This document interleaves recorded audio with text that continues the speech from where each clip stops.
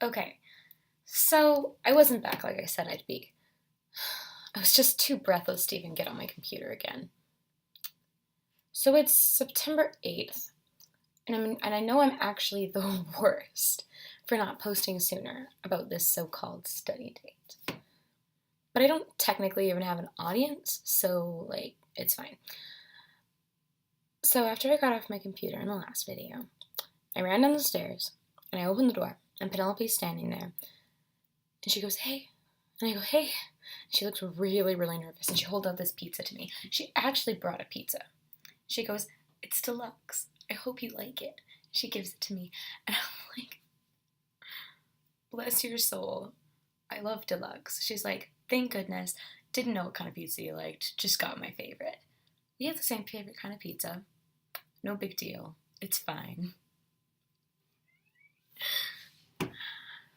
So then I invited her in, of course, and we come to my room where my computer is still sitting open to the video I had just finished in which I had been talking about porn. Needless to say, I slammed that shit shut real quick. And she notices, of course, she notices. And she goes, "Oh my god, are you gonna start posting your vlogs on YouTube again?" And I go, I kind of stopped, this summer because, it got crazy after what happened. And she goes, "Oh, okay.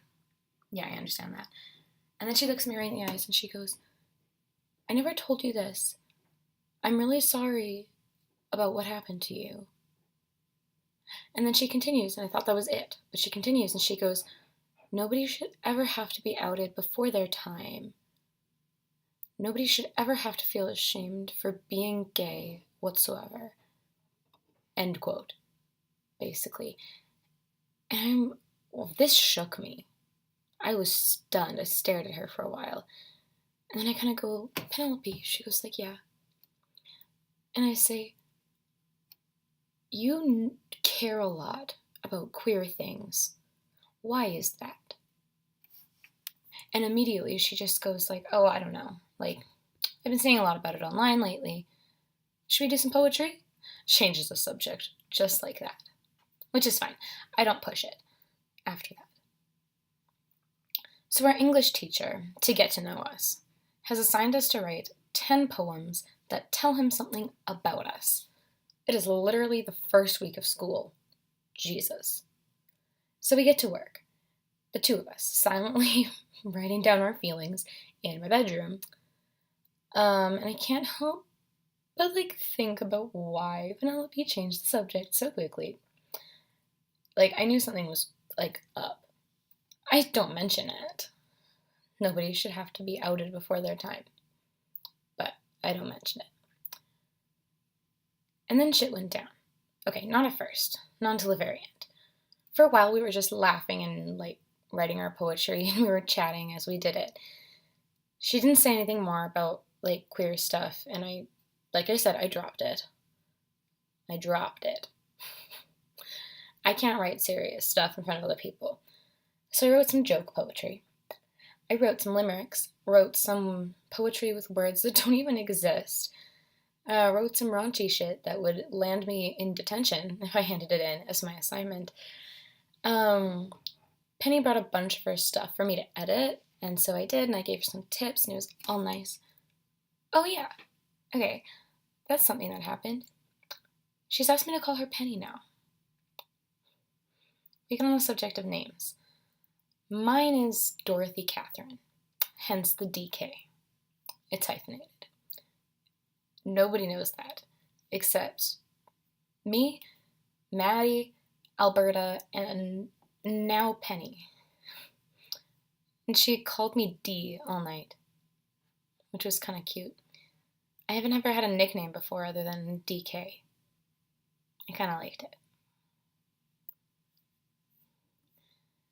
Penny told me she wants to write love poetry, romance, all this sappy stuff.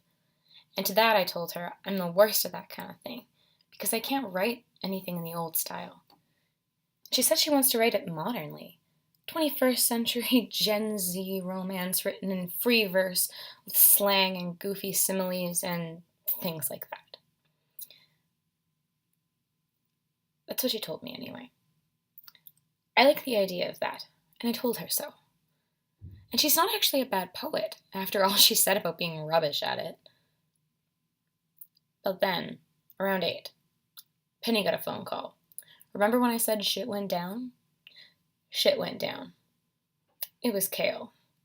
He just screamed at her. I don't know why. He was just screaming at her. It was scary.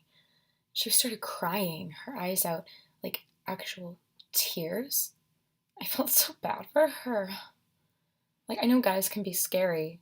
I thought I was straight for a long time. But he was actually really, really heated about something. He hung up on her, like, real quick. And she just sat down and she just cried. And I kind of, like, put an arm around her and I, like, tried to comfort her. Like, I asked her what had happened, tried to get her to talk about it with me, and she wouldn't. I didn't push it because she was really upset. I gave her my phone number so she could text me or call if, like, something bad happened on the way home. I don't trust Cale, especially not when he's mad. I'm definitely not her emergency contact, but she went home 10 minutes later. She texted me to say she got home about like half an hour later and then didn't respond for the rest of the night. And I've just been texting her since then a few times a day just to make sure she's like still breathing. Because like I said, I don't trust Cale. He was really mad about something. She never says much when we text. She hasn't been in school. Cale is, and he just glares at me when I see him in the hallway, the usual. I'm so scared for her. I guess I'll find out what happens soon.